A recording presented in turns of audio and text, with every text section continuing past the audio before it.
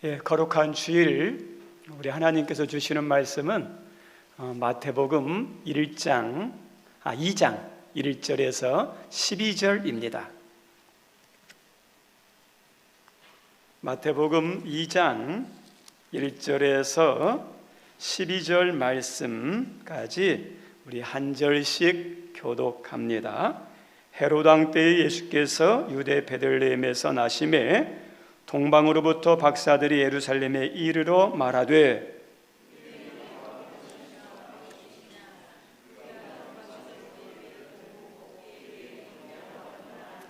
헤롯 왕과 온 예루살렘이 듣고 소동한지라.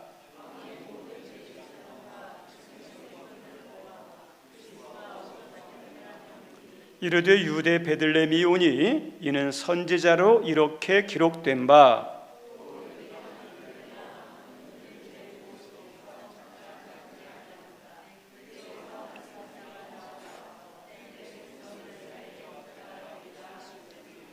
이에 헤롯이 가만히 박사들을 불러 별이 나타난 때를 자세히 묻고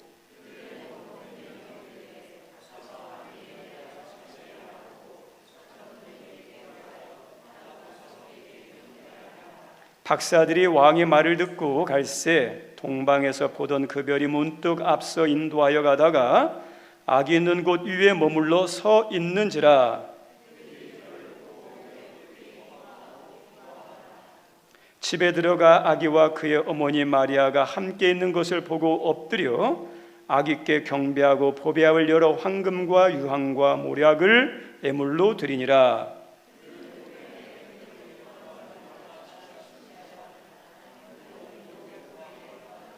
우리 16절 함께 읽습니다. 이에 헤롯이 박사들에게 속은 줄 알고 심히 노하여 사람을 보내어 베들레헴과 그 모든 지경 안에 있는 사내아이를 박사들에게 자세히 아래본 그때를 기준하여 2살부터 그 아래로 다 죽이니. 아멘. 오늘 이렇게 또 예배 자리에 참석해 주셔서 감사합니다. 한 주간 평안 또 하나님의 은혜가 있기를 바랍니다.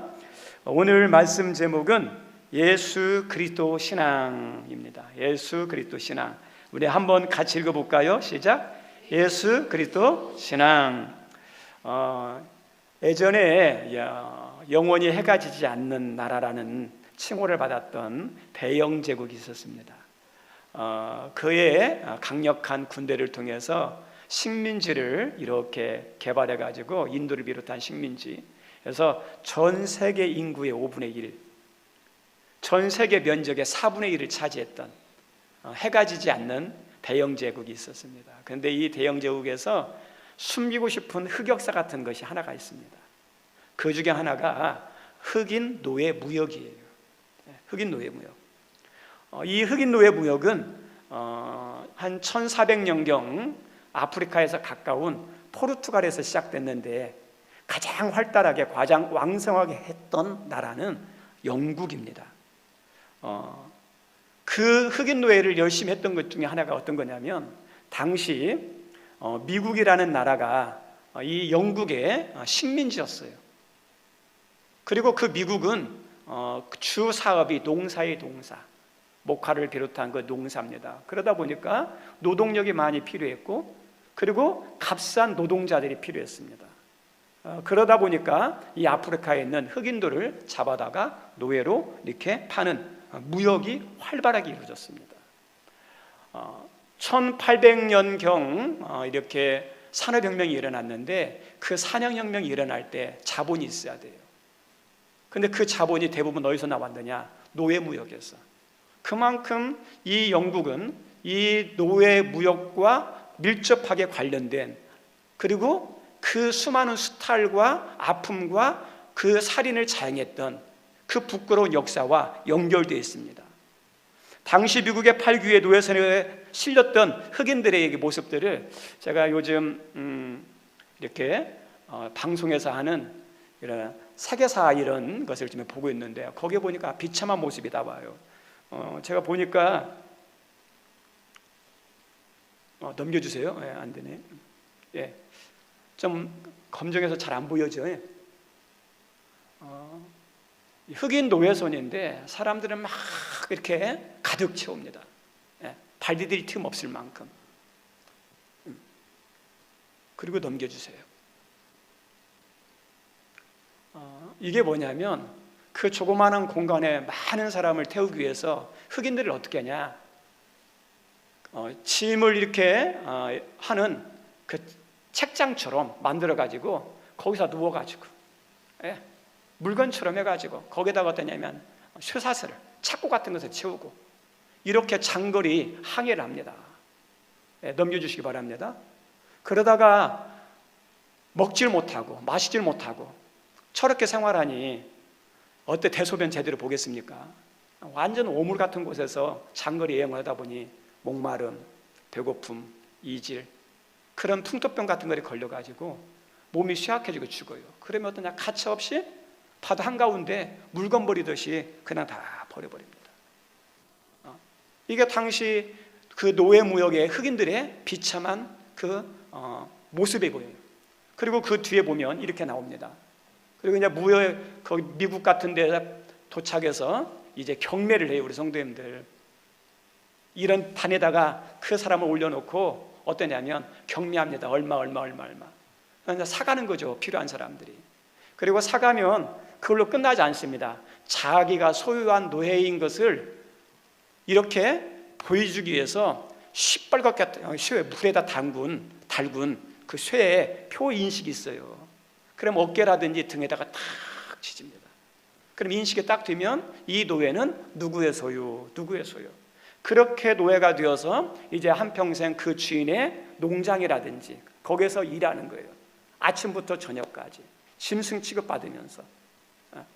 그러다가 이렇게 다치거나 병들면 도와주는 사람도 있겠지만 대부분 어떠냐, 방치예요. 그러면 죽으면 어떠냐, 그냥 물건이에요. 교환하면 되는 거예요. 일말의 양심이나 아픔이나 가책 같은 것이 별로 없어요. 그리고 더 안타까운 것은 그 자식의, 이 노예의 자녀들도 뭐냐, 그냥 노예예요. 노예, 죽을 때까지. 이렇게 비참하게 살았던 것이 어떠냐면 노예무역의 노예시대. 1800년도까지만 하더라도 1700년대까지만 해도 이런 노예무역이 있었어요. 우리 성도님들, 육신의 노예에 얼마나 비참한지 모릅니다. 불행하고, 그 다음에 어떠냐면 많은 수탈과 아픔을 겪은 사람들이 육신의 노예자들이에요. 근데 우리들이 아셔야 할 게 있다면, 눈에 보이는 육신의 노예도 있지만 우리는 눈에 보이지 않는 노예가 있는데 이거 몰라요. 이것의 무서움은 잘 몰라요. 성경에서 우리에게 알려주는 너희들 육신의 노예도 무서운 거 있지만은 또 하나 보이지 않지만 무서운 노예가 있다는 겁니다. 그게 뭐죠? 죄의 노예예요. 사탄의 노예예요. 우리 귀한 성도님들, 우리에게 있어서 가장 큰 삶의 원수가 뭐냐면 마귀고 죄예요. 마귀를 이길 수 있는 게 없어요. 죄를 해결할 수 있는 능력이 우리에게 있습니까? 없습니까? 죄를 해결하지 않는 한, 마귀의 그 권세를 이겨내지 않는 한 인간은 어떠냐? 절대 자유로울 수 없어요. 행복한 삶을 살 수 없어요. 그래서 그 죄를 해결하기 위해서 하나님께서 보내주신 분 누구예요? 예수님이에요. 예수님이 이 땅에 오셔서 우리의 죄 문제를 해결해 주시고 마귀의 종로로 닫은 거에서 자유케 하셔서 하나님의 자녀로 삼아 주시죠.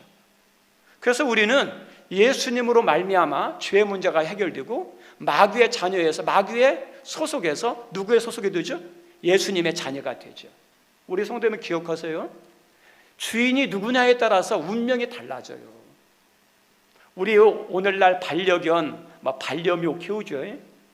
어떤 반려견 같은 경우는 인간이 누리지 못하는 맛있는 음식도 먹고 여행도 가고 막 죽을 때 주인이 유산을 거기다 다 넘겨가지고 몇 천억씩 받는 강아지들이 있다니까요. 왜 그래요? 주인 잘 만나서. 근데 주인 잘못 만나보세요. 그 강아지들도 그냥 어떠냐, 막 때리고 학대하고 그럽니다. 주인이 누구냐, 그 다음에 그를 다스린 사람이 누구냐에 따라서 운명이 바뀌어요. 우리 성도님들, 예수님의 자녀된 하나님의 백성하고 마귀에게 소속된 사람하고 운명이 같을까요? 틀릴까요? 틀려요. 우리는 어떻습니까? 예수 그리스도를 통해서 구원받았을 뿐만 아니라 누구의 자녀가 됐어요? 하나님의 자녀가 됐어요. 그래서 어떠냐, 우리의 운명은요, 예수 믿기 전하고 예수 믿은 이후하고 운명이 달라져요. 달라져야 돼요. 좋아져야 돼요.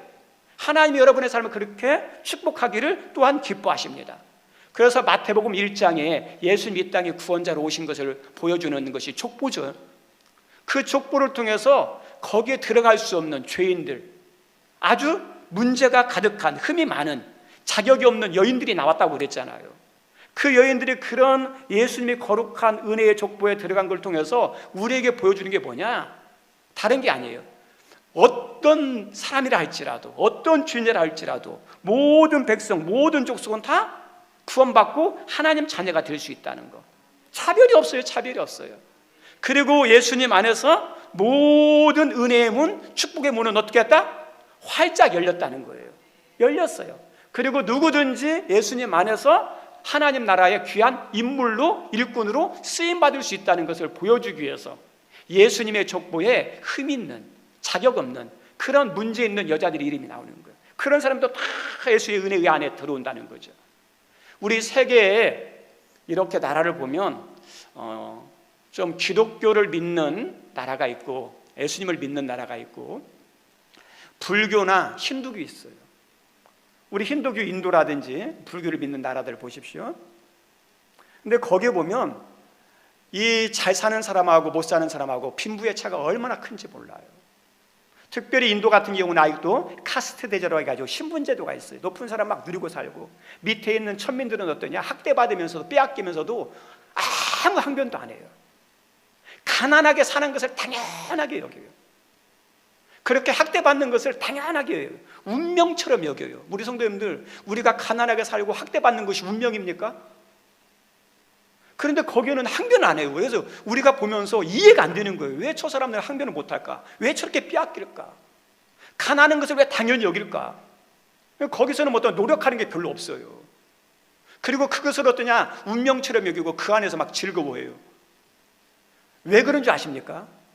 거기에서 불교나 힌두교에서 그들에게 이렇게 통용되는 사상 가운데 하나가 뭐냐면 윤유설이에요. 돌고 도는 거예요. 죽었다가 다시 태어나는. 그런데 어떠냐면 전생에서 어떻게 했느냐에 따라서 다음 생에서 태어나는 게 달라요. 그래서 높은 사람, 부자 사람들은 어떠냐? 우리는 전생에 착한 일을 많이 해서 좋은 일을 많이 해서 지금 이렇게 좋은 데서 태어났다. 그래서 당연히 누리는 게 권리예요. 그 권리를 어떠냐면 발휘하는 것 죄가 아니에요. 반면에 가난하게 태어난 사람, 학대받는 사람들, 그런 사람들은 전생에 나쁜 짓을 했어요. 그래서 어떠냐? 그 결과로 지금 누리는 거예요. 그래서 그 운명처럼 받아들이는 거예요. 그 사람들이 항변하려고 그러면 위에 있는 사람들이 너희들 전생에 뿌린 결과니까 지금은 안 되고 지금 열심히 선을 상하면서 살았다가 다음 생에 나처럼 귀족이 돼. 이게 통용되는 게 윤희설이에요.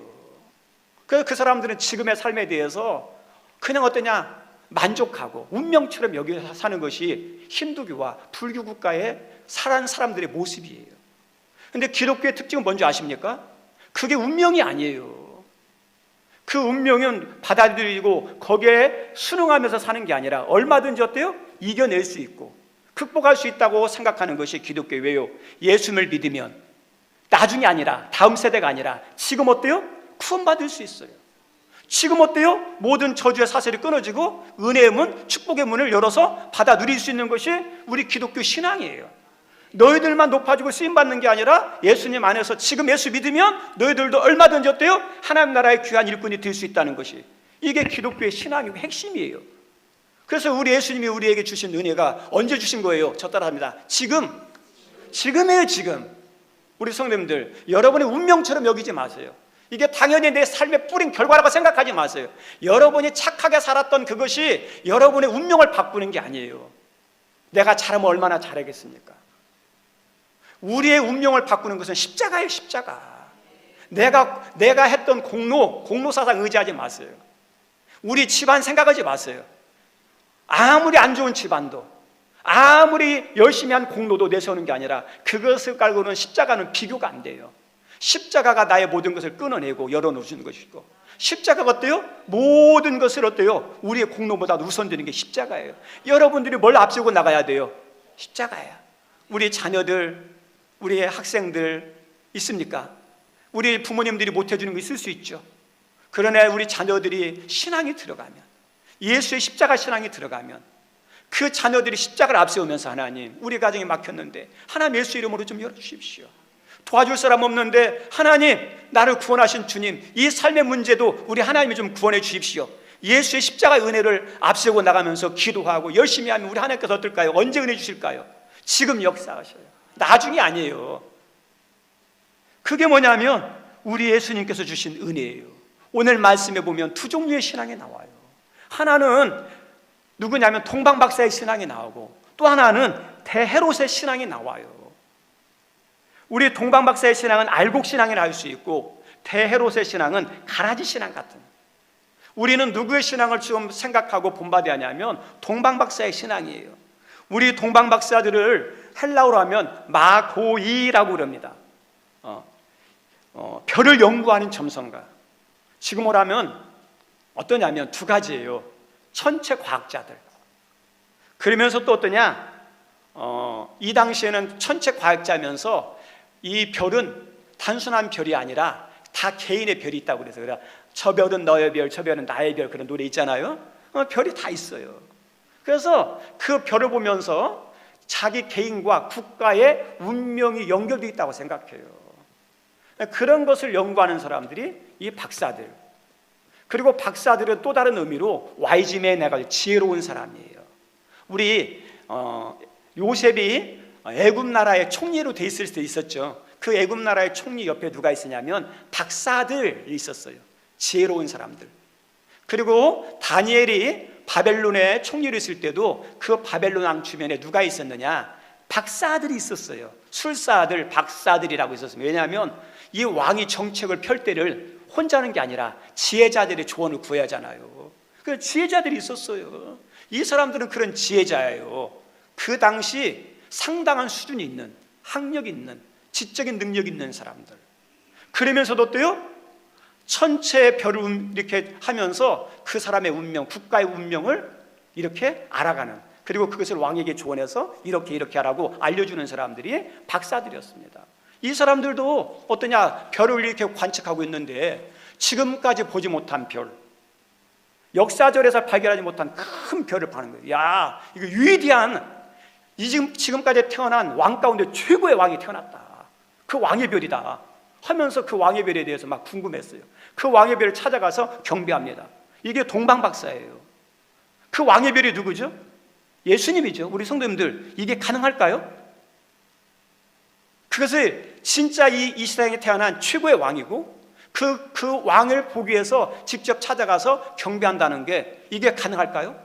우리 성도님들, 우리가 볼 때는 불가능할 것 같은데 가능해요. 우리 로마서 1장 20절 말씀에 이런 말씀이 있어요. 우리 1장 20절 읽어볼까요? 시작. 창세로부터 그의 보이지 아니하는 것들, 곧 그의 영원하신 능력과 신성이 그가 만드신 만물에 분명히 보여 알려졌나니, 그러므로 그들이 핑계하지 못할지니라. 모든 자연 만물에, 창조물에 하나님의 신성과 능력이 있다 없다? 있어요. 작품을 보면 그 예술가의 실력과 능력과 영성의 영혼이 담겨 있어요. 정신이 담겨 있어요. 그래서 전문가들이 있잖아요. 아, 저 그림은 어떤 생각을 가지고 어떤 정신이 담겨 있다 풀어내잖아요. 노래를 딱 들어보면 그냥 노래가 아니라 그 노래에, 그 작곡가에 뭐가 담겨 있어요? 그 사람의 실력과 능력과 감성과 추구하는 것이 그 노래에 담겨 있어요. 그런데 우리는 그걸 잘 모르니까 그냥 부르기만 해죠. 그런데 전문 이 노래하는 사람들은 그 노래를 딱 들어보면요, 그 사람의 심령과 그들이 뭘 추구하는지 알 수 있어요. 우리가 영적으로 둔감해서 그렇지, 영적으로 막 깨어있는 사람들은요, 이 자연 만물을 바라보면서도 야, 우연히 생긴 게 아니라 하나님의 신성과 능력이 있다는 걸 알아요. 그리고 하나님이 마음만 먹으면 일반 계시와 자연 계시를 통해서도 하나님이 원하는 걸 할 수 있을까요, 없을까요? 우리 하나님 믿는 사람을 통해서만 역사할까요? 그렇지 않으면 안 믿는 사람도 다 역사할까요? 안 믿는 사람은 다 사용할 수 있어요. 심지어 하나님의 뜻을 이루기 위해서는 마귀도 사용하셔요. 천지를 창조하신 하나님이 자연을 통해서 하나님의 그 신성과 능력을 나타내지 않겠습니까? 이 동방박사를 통해서 일하지 않겠습니까? 당연히 하죠. 불가능이 아니라 가능한 거예요. 그런데 오늘 말씀에서 우리가 알 게 뭐냐면 동방박사에 통해서 우리들이 회복할 신앙이 있어요. 어떤 신앙이냐? 10절 같은 삶, 10절 같은 그 신앙이 회복이 되어야 돼요. 우리 10절 한번 읽어보겠습니다. 10절 시작. 저희가 별을 보고 크게 기뻐하고 뭐 했더라? 저 따라 합니다. 기쁨이 회복돼야 돼요. 기쁨. 여러분 안에 기쁨이 넘쳐나십니까? 우리 동방 박사들은 여기까지 오는 거 누가 시킨 게 아니에요. 자원에서 그 멀고 먼 1500km가 넘는 그 길을 수많은 어떤 자연의 위험과 강도의 위험과 그런 여러 가지 예기치 못했던 무수한 그런 변수의 위험들이 있는데 그것을 감수하고 여기까지 왔어요. 차원에서. 그래서 차원에서 왔는데 어떠냐? 기쁨으로 왔어요. 그리고 그 말씀을 잘 보면 알지만 기쁨으로 아기께 어떠냐? 예수님을 보고 기쁘게 경배하고 기쁘게 어때요? 예물을 드리는 이 동방 박사에게 우리에게 보여주는 진짜 좋은 모습은 뭐냐? 기쁨이라는 거예요. 우리 성도님들, 우리들이 주변 사람들을 막 봐요. 억지로 하는 것도 대단한 거예요. 의무적으로 하는 것도 대단한 거예요. 책임감 있게 하는 것도 대단한 거예요. 그런데 그것을 뛰어넘는 진짜 아름다운 모습, 나를 도전하게 만들고 기쁘게 만들고 그 다음에 어떠냐? 세상을 더 기쁘게 만드는 게 뭔지 아세요? 기쁨을 하는 사람들. 저도 교회에 있다 보면 교회에 왔다 갔다 하고 교회 들어오고 나가는 사람들이 많아요. 이 앞에 청소하시는 청소부도 있고 우체부도 있고 그 다음에 저희 교회 시설 때문에 뭘 고치러 일꾼을 부르면 오는 사람들 와가지고 일하는 모습들을 보여요. 근데 어떤 분은 어떠냐? 기쁘게 즐겁게 막 웃으면서 하는 분들이 있어요. 얼마나 기분 좋은지 몰라요. 그런데 반면에 어떤 사람들은 왕짜증,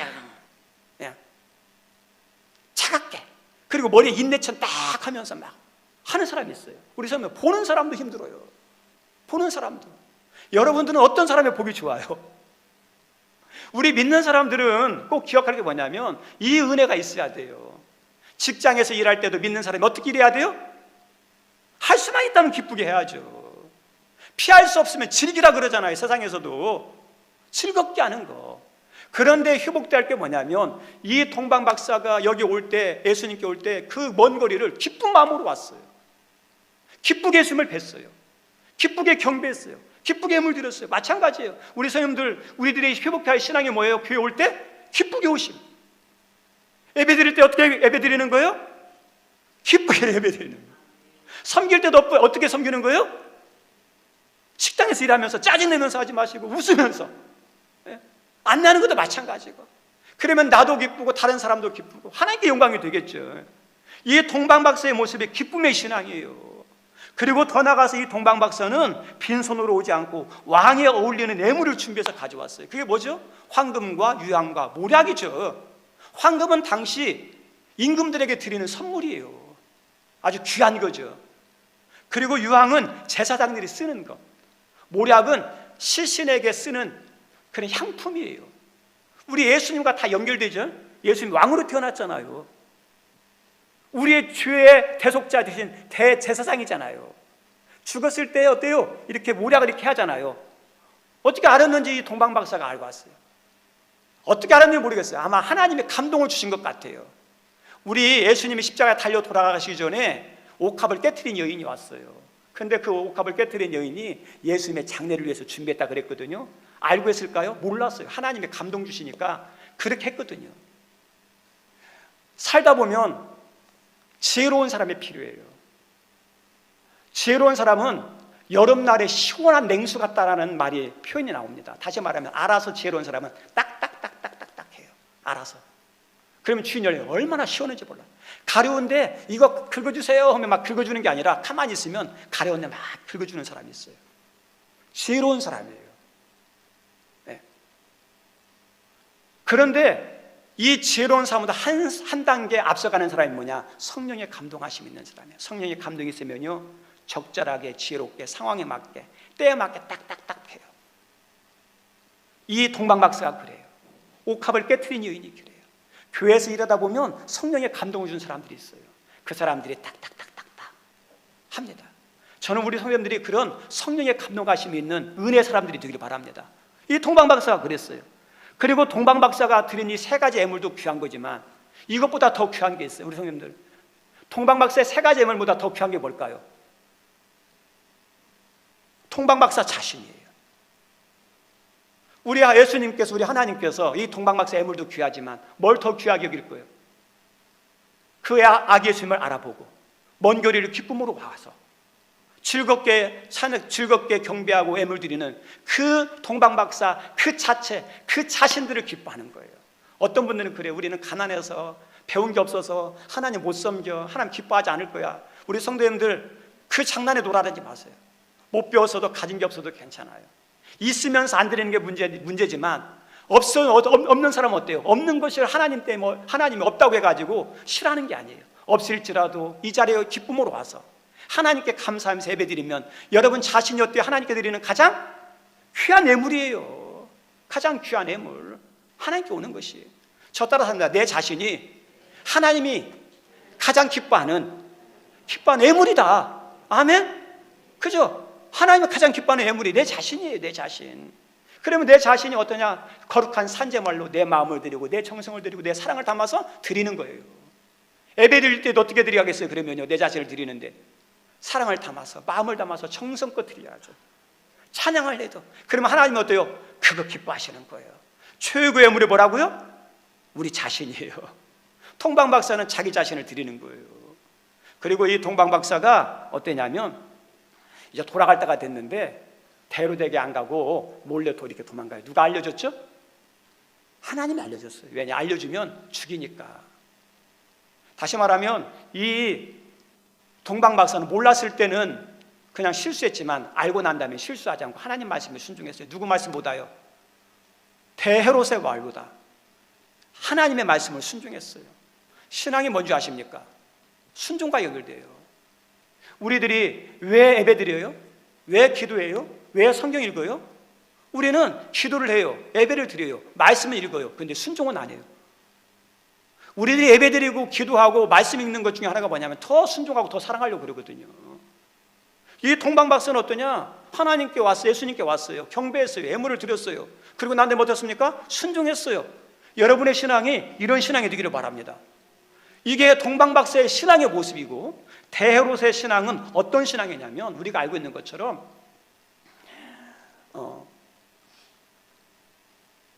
성전을 건축하는데 46년 동안 지었어요.